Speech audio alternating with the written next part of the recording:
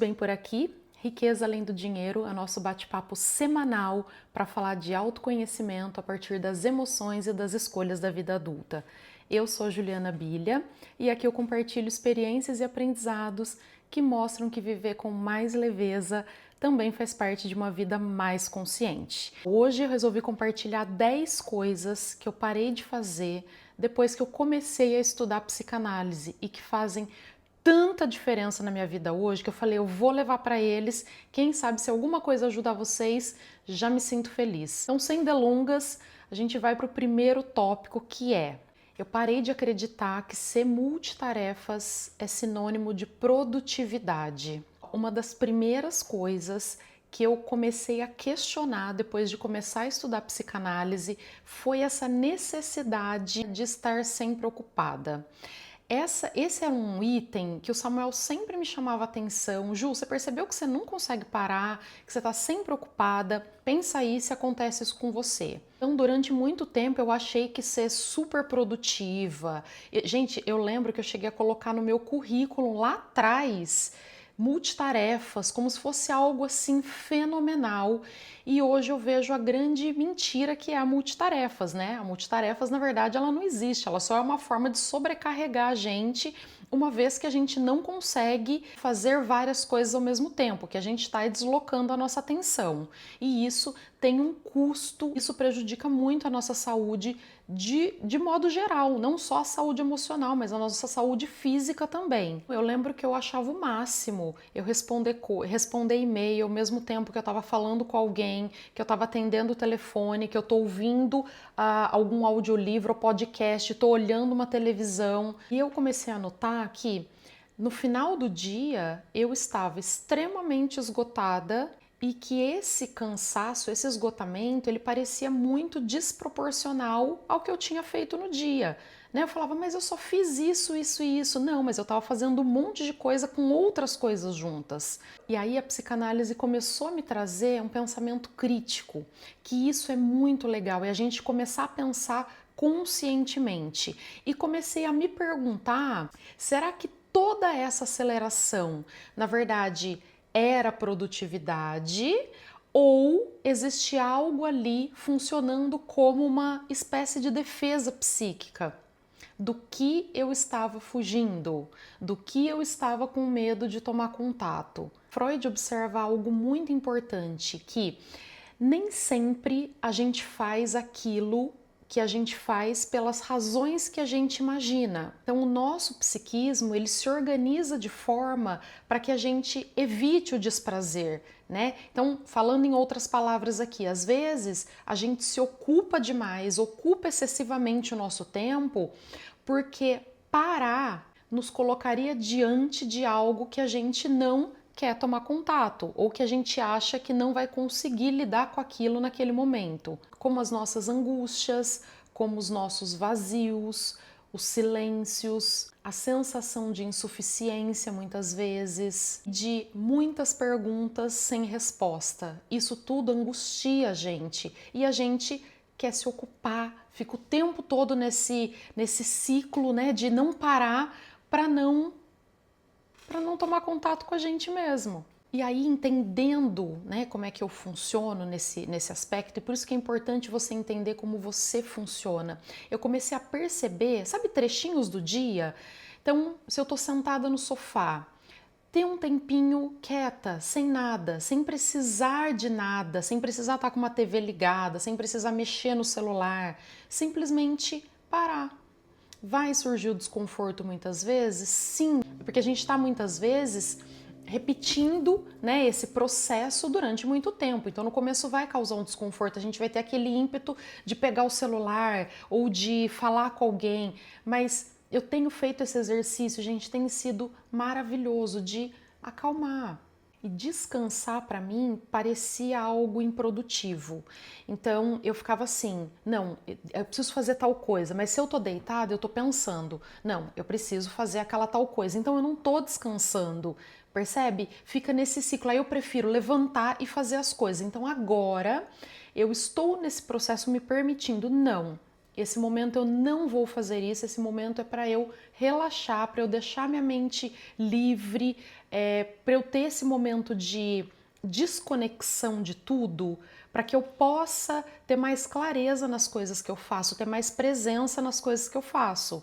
A psicanálise me ajuda a entender a função daquele comportamento. Então, através de perguntas como: o que essa pressa está tentando me proteger? O que esse excesso está impedindo de aparecer? Então, no começo é desconfortável, como eu falei? Sim. Em muitos momentos eu não estava sendo produtiva e eu tive a clareza disso. Eu estava evitando contato comigo mesma. Pensa aí se talvez seja uma dificuldade de sustentar a própria experiência interna, né? Tomar contato comigo mesma pode ser tão assustador ou mais assustador do que fazer 1000 coisas ao mesmo tempo, que vai me deixar esgotada, né, em algum ponto. Porque quando tudo isso silencia, quem nós somos de verdade, a nossa essência vai começar a aparecer. E o que será que a gente vai descobrir? A segunda coisa que eu parei de fazer depois que eu comecei a estudar psicanálise foi parar de me abandonar quando eu me sinto com medo. Sempre que eu estava diante de algo que me dava medo ou que poderia ser um potencial de frustração, eu era a primeira a me abandonar. Quando a gente está com medo e a gente está diante de uma situação, quem está emergindo é a nossa criança interior. E essa criança sente abandono, essa criança sente desamparo e essa criança sente medo. E por mais que, é até estranho dizer isso, porque racionalmente a gente sabe da nossa idade, que a gente tem responsabilidade, que a gente precisa pagar conta, que a gente tem filho para criar, para educar, mas emocionalmente, em alguns momentos, algo muito antigo emerge, né? Que é tudo isso que eu comentei agora, que é esse medo, esse desamparo. E quando a gente está diante dessa situação, o que acontece? Essa criança tenta proteger a gente, proteger do que ela não sabe, do que ela tem esse receio. Então, o que eu tenho feito para me acolher nesses momentos? Eu até comentei já em outro episódio, mas eu acho legal a gente reforçar aqui. Uma coisa que tem me ajudado muito e que me acalma, gente, eu já criei meio que como se fosse uma pontezinha assim para me acalmar. Então eu falo: Ju, eu tô te ouvindo. Ju, tá tudo bem, eu tô aqui. A adulta tá aqui, é isso que eu tô dizendo pra Juju lá criança. A adulta tá aqui, eu tenho ferramentas para lidar com isso, você não precisa se preocupar. Você pode ficar tranquila, pode se acalmar. Às vezes eu até faço esse movimento aqui, porque é uma forma de acolhimento. Gente, isso pra mim, assim, funciona muito.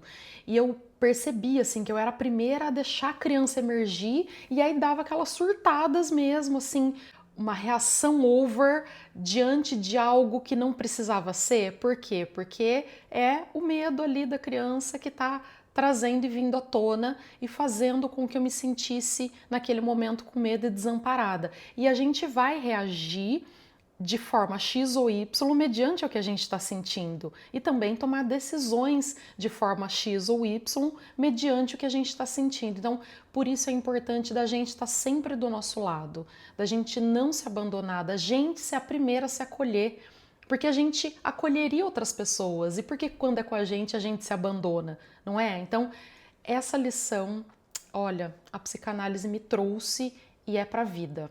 A terceira coisa que eu parei de acreditar depois de estudar é que os nossos pensamentos não são verdade absoluta. Então, a nossa mente, ela cria narrativas, ela cria fantasias para a gente tentar dar conta de algo que nem a gente mesmo sabe compreender direito. E essa lição para mim é tão importante, que é entender isso que está acontecendo é um fato.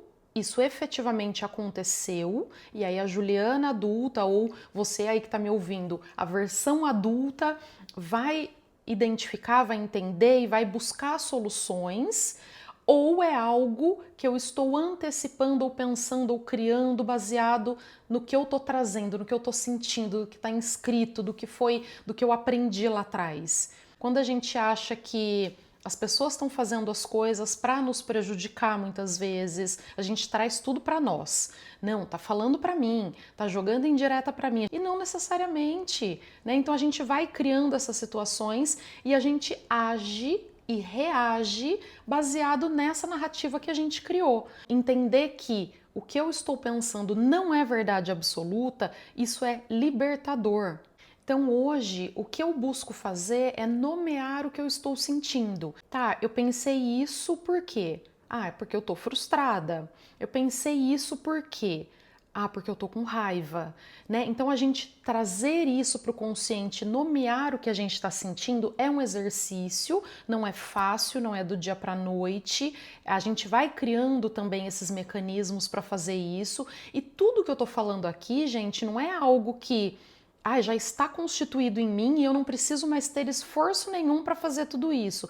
Tudo isso é um processo. Quando a angústia não tem nome, ela vira um monstro gigante. Eu estou frustrada. Eu entendi, tá, ok. Então, nesse momento, ou eu não vou tomar nenhuma decisão, ou eu vou esperar, vou pensar um pouco melhor. Então, a gente vai conseguindo se acolher e se acalmar. Então, o que você está pensando aí? Questione, isso é realmente um fato ou eu estou imaginando que possa acontecer como uma forma de me defender, como uma forma de me proteger? A quarta coisa é prestar atenção quando meu corpo está em alerta constante. A questão de eu perceber que eu não respiro, eu seguro a minha respiração, gente, isso para mim foi algo assim muito chocante. E eu faço, é um processo, agora eu já sinto, eu já faço, né, os exercícios de respiração. O viver nesse estado de tensão é muito prejudicial para o nosso corpo. Então eu tenho notado, quando eu paro de respirar, já é um alerta de que eu tô trazendo essa tensão. E aí eu, né, busco respirar, principalmente olhar para outros pontos, buscar trazer a minha atenção para o momento atual. Como eu já falei para vocês, eu tenho a tendência a ir para o futuro, que gera ansiedade, então eu preciso voltar para o momento presente. E isso é um exercício constante, né? Então, quando eu estou, por exemplo, em atendimento com meus clientes da consultoria, ou eu estou conversando com alguém, eu estou 100% ali. Eu estou escutando com uma escuta ativa e isso faz toda a diferença da gente poder ouvir sem ficar pensando o que eu tenho que falar, o que responder. Eu estou focada ali, né? Então, a psicanálise traz de forma muito clara isso. A ansiedade não é um defeito de fábrica, ela é um sinal que existe conteúdos ali inconscientes tentando emergir, tentando sair. E a gente gasta muita energia trancando essa porta, tentando segurar eles lá dentro, né? Toda essa ansiedade lá dentro. Então, precisa sim desses mecanismos para que a gente possa ter uma vida mais leve, ou pelo menos aprender a entender como é que a gente funciona, que cada um vai ser de um jeito, né, gente? Eu, por exemplo, já tenho esse clique quando eu seguro a minha respiração. Vocês vão ter com outra forma, né? Poxa, talvez eu tô tendo muita insônia, ou eu percebo que eu tô buscando muito no alimento, eu tô ansiosa, o que que tá gerando esse alerta? E aí entender quais são os mecanismos que você pode usar para aliviar. Agora o que eu tenho é o agora, o que eu preciso resolver agora. A Juliana de amanhã resolve as coisas de amanhã. A quinta coisa que eu parei de fazer é responder as coisas e pessoas no automático. Gente, isso é uma das coisas mais maravilhosas da vida, porque a gente acha que a gente precisa fazer tudo no rápido, tudo no automático, e não. Então as pessoas vão começar a me ouvir mais dizendo assim: ah, tá bacana, posso pensar e te respondo amanhã? Ou te respondo depois? Isso vai ser muito comum na minha fala, até para eu entender se aquilo que eu estou fazendo ou falando ou confirmando ou não faz sentido para mim, se eu quero realmente fazer. Sabe, o que eu me propor a fazer, eu vou fazer porque eu quero fazer, não vou fazer para agradar ninguém, não vou fazer como uma forma de educação, né? aceita muita coisa que a gente não quer como uma forma de educação, de evitar aquela famosa torta de climão que a gente acha que vai ter, que às vezes nem vai ter. Isso tem sido libertador para mim, gente, libertador. Eu acho que se você parar para pensar aí como é que você tem funcionado no seu dia, eu acho que pode te ajudar muito também. Então, muitas vezes essa pressa de responder passa por dar conta da urgência do desejo do outro, né? Então, um medo infantil de desapontar, de ser rejeitada, né? Quando a gente tenta reagir nos milésimos de segundos, a gente não está se escutando, a gente não está se acolhendo, né? Hoje a gente tem falado bastante de acolhimento, né, no episódio de hoje, mas a gente está apenas encenando um papel que nos ensinaram a desempenhar como um adulto educado. Então, isso, né, da gente não fazer nada no automático, não fazer nada que a gente não queira realmente fazer é muito importante. A gente já tem algumas atividades que são necessárias e que não necessariamente a gente quer fazer. Por exemplo, todo mundo tem que trabalhar. A gente não trabalha porque gosta, gente. A realidade é que a gente trabalha porque precisa trabalhar. Dentro de uma convivência social, dentro de uma da nossa cultura ali, a gente já tem coisas que são socialmente aceitas e que a gente precisa fazer.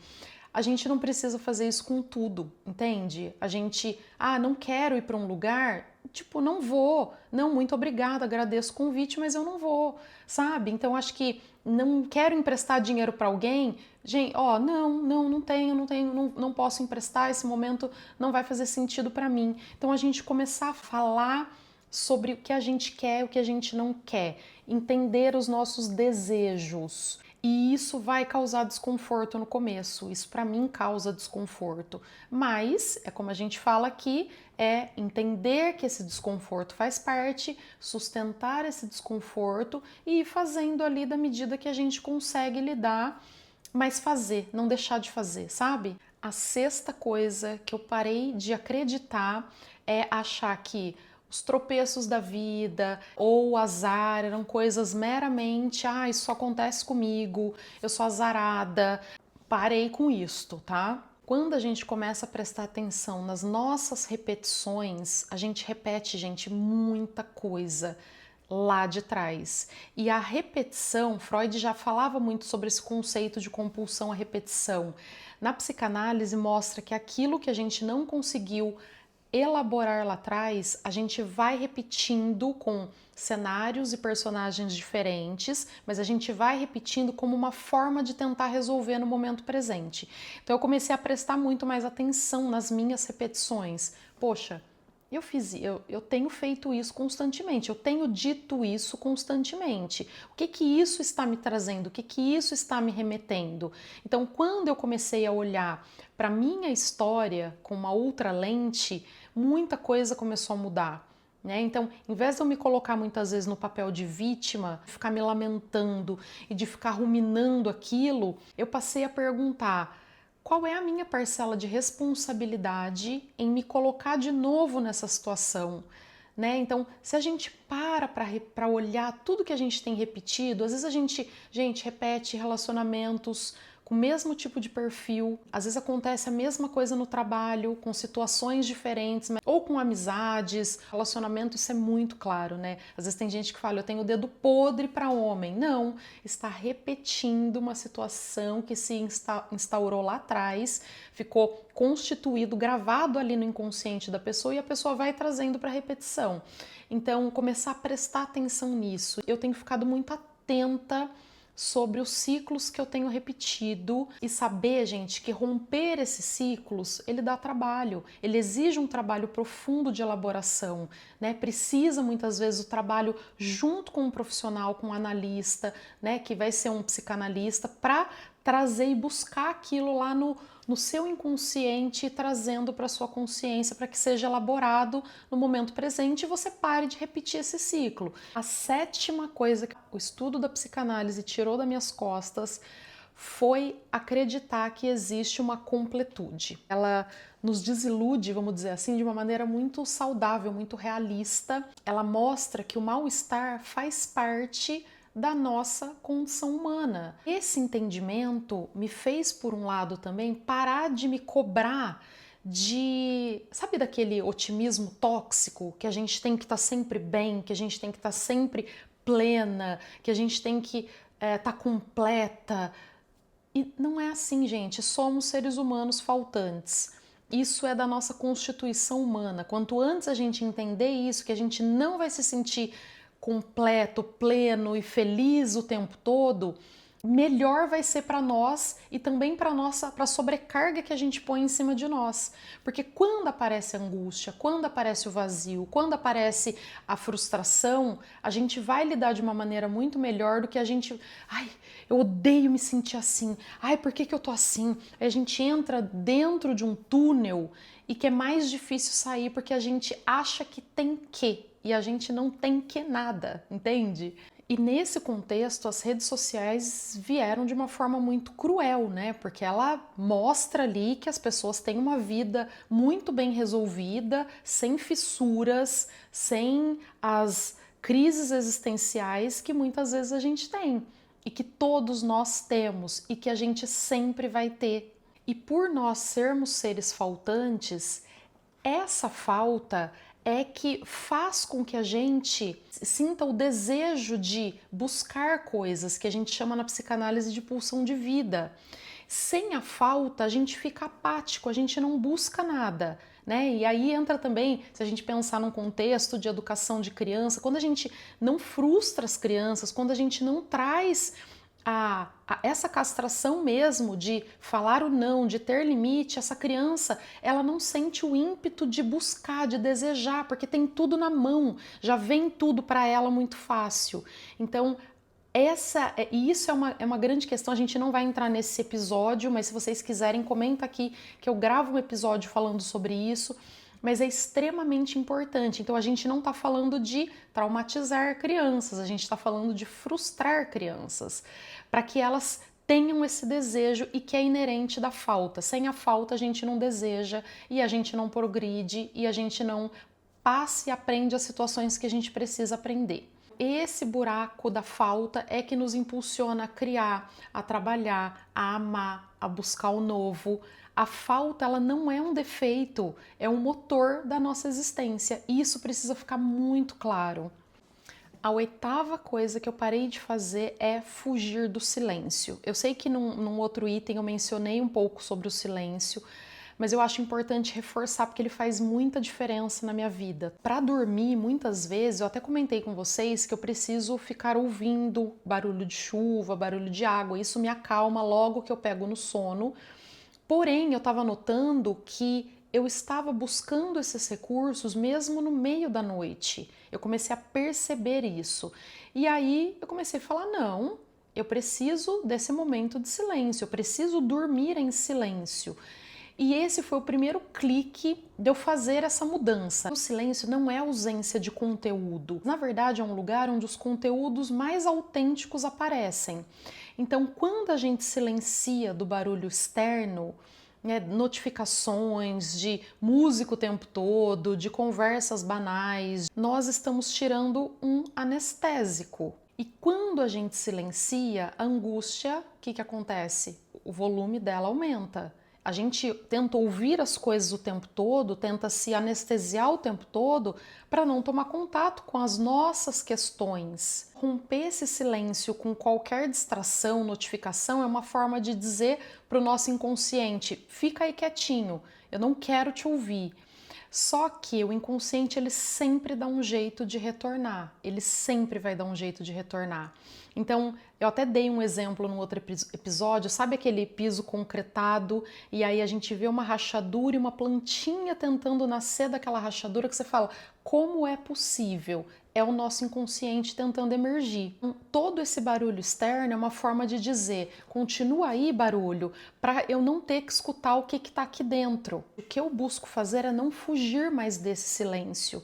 Então, se eu estou fazendo alguma coisa, eu tenho momentos no dia, né, trechinho, assim, 10 minutos, 5 minutos, o tempo que eu puder, de um tempo de silêncio, para eu perceber o que está emergindo. Ele está emergindo alguma tristeza? Tá emergindo alguma angústia? Tá emergindo alguma ansiedade? Porque se eu coloco o tempo todo coisas para tapar isso, eu não tomo contato com o que está realmente me incomodando. A gente está se anestesiando, e isso também diante do celular, das redes sociais, de TV, série, tudo que a gente faz, a gente está o tempo todo ligado com alguma coisa e a gente não está olhando para nós, e isso vai cobrar um preço, já está cobrando um preço da nossa saúde mental. E esse exercício para mim, né, que vou iniciar o trabalho como psicanalista, é essencial, gente, porque é o sustentar o silêncio que é necessário dentro do trabalho clínico, dentro da análise. Então, isso é primordial. E como é que a gente faz isso? A primeira coisa é fazendo com a gente mesmo, né? Não tem como a gente fazer algo que a gente não pratica. Então, isso é muito importante, tem feito toda a diferença na minha vida, tá? Eu tenho realmente exercitado isso. A nona coisa que eu parei de fazer é achar que os atos falhos e esquecimentos eram mera distração. Esse tema é muito psicanalítico, né? Porque faz parte também do processo de análise a gente entender quais são os xistes, os atos falhos, quais são as palavras que se repetem. E eu tenho feito esse exercício comigo. Então, começar a perceber nomes que eu trocava, uma chave que eu esqueci, que eu não consegui sair naquele momento, algo que eu dizia que queria fazer, mas que eu percebia que eu estava procrastinando, ou uma rotina muito corrida, essa rotina está sempre corrida. Nada disso é um mero acaso. E aí, dentro disso, Freud apresentou os atos falhos. Então, gente, lembra que eu falei agora que o inconsciente ele vai arrumar um jeito de emergir as coisas que estão lá no porão do nosso inconsciente, lá no nosso lugar mais oculto?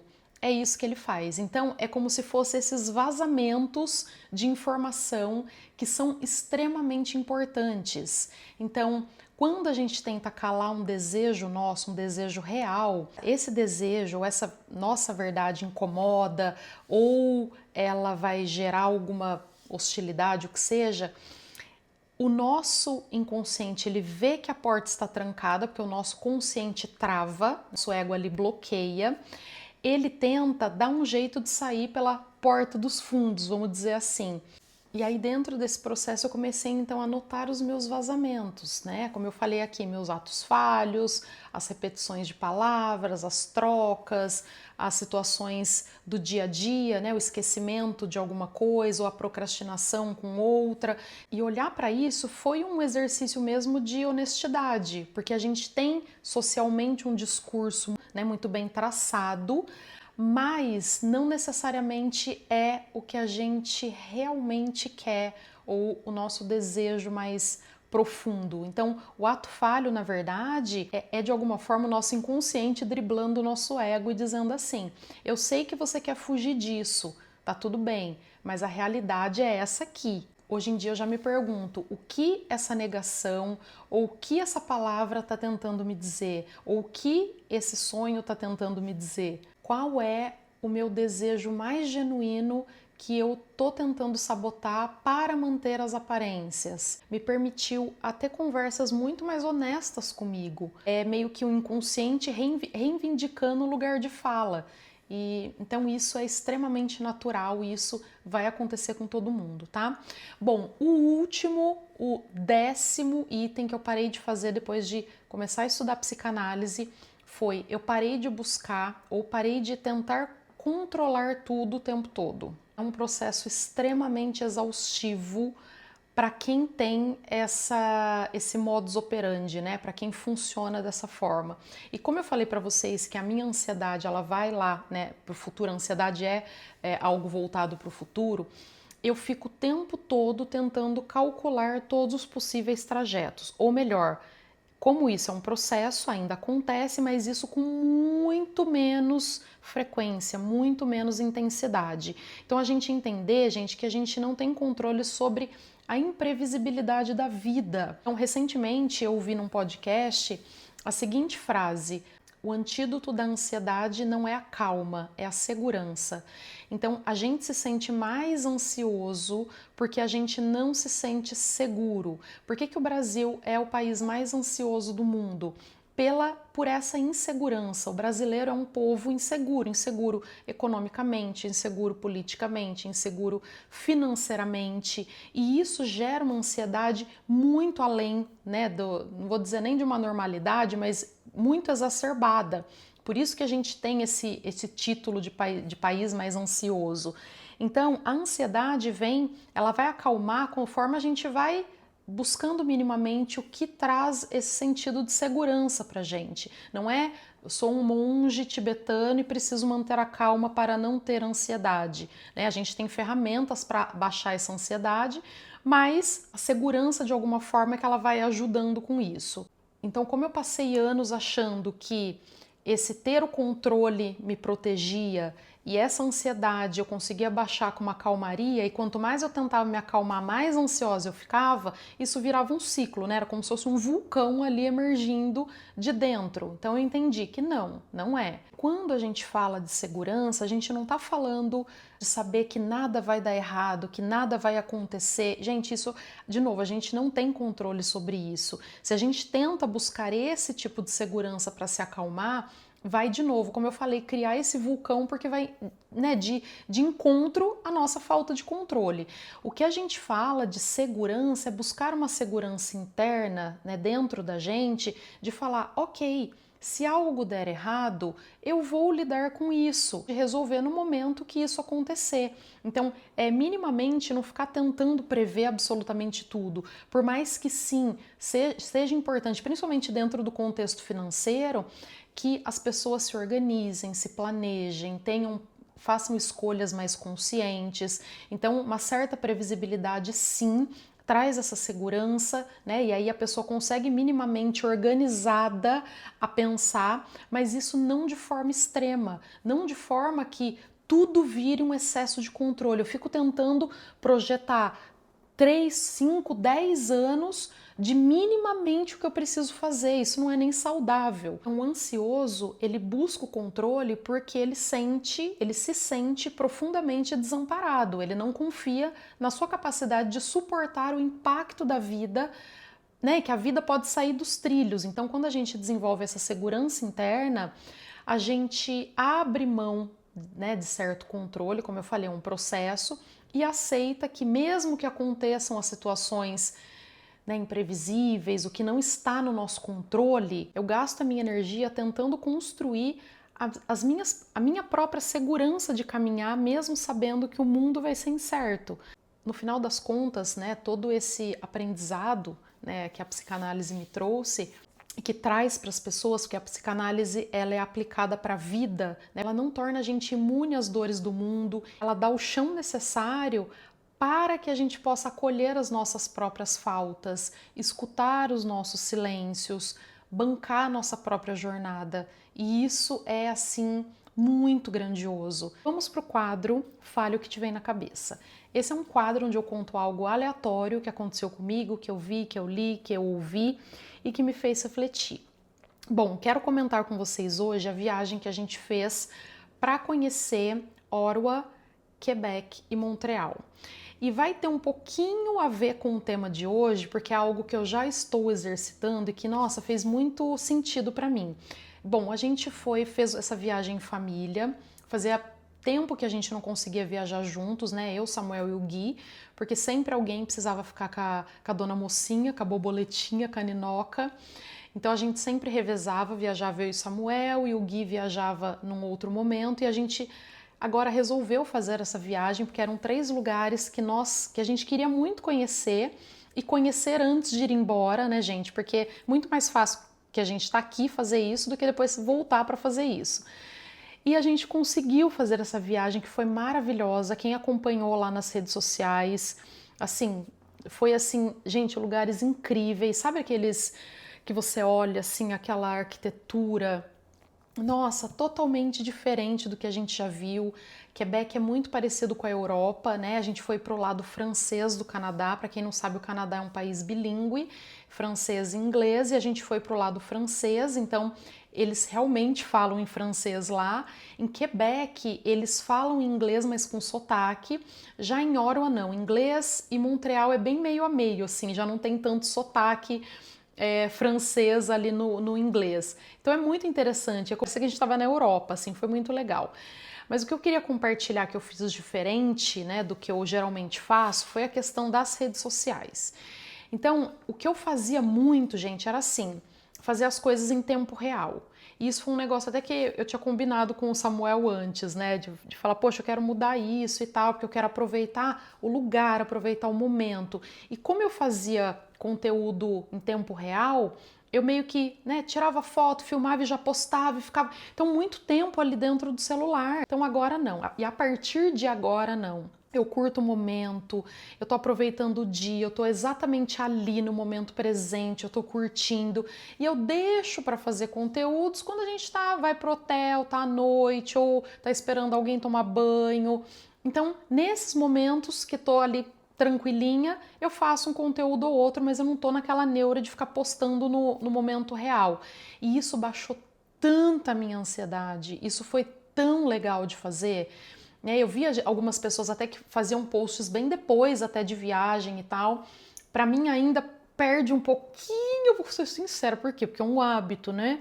Perde um pouquinho do contexto, assim, tipo, eu já voltei, eu não tô com aquela mesma energia, né? Mas eu acho que não fazer durante, em momento real, já me ajudou muito, assim, de fazer no final do dia, ou fazer à noite um conteúdo e tal.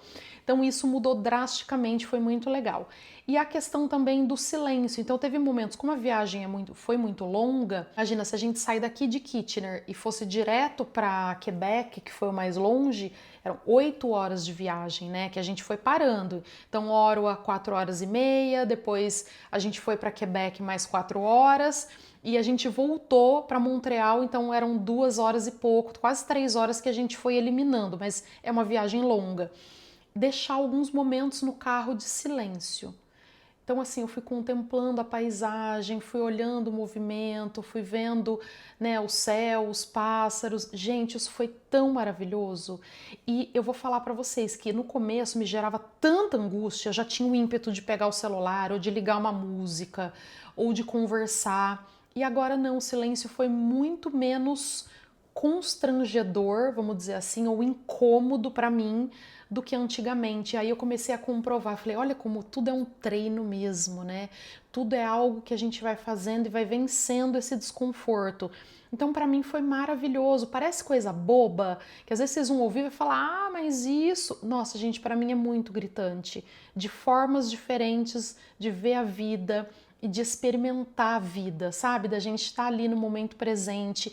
Por exemplo, na mesa, a gente comendo, por várias vezes eu via que a gente estava no celular. Gente, vamos desligar aqui, vamos conversar, vamos ter. Então, ter esses pequenos momentos fazem toda a diferença. Bom, espero que vocês tenham gostado desse episódio. Se fizer sentido para vocês, comenta aqui o que vocês acharam, se teve alguma coisa que vocês já mudaram na vida de vocês e que fez sentido. Não deixa de seguir o nosso podcast, de dar estrelinha lá do que você acha, tá, dos episódios. Comenta, isso ajuda muito a gente a crescer aqui, a chegar a mais pessoas. Siga a gente nas redes sociais, julianabilia.rad, tanto no Instagram quanto no TikTok. E te vejo no próximo episódio. Tchau, tchau!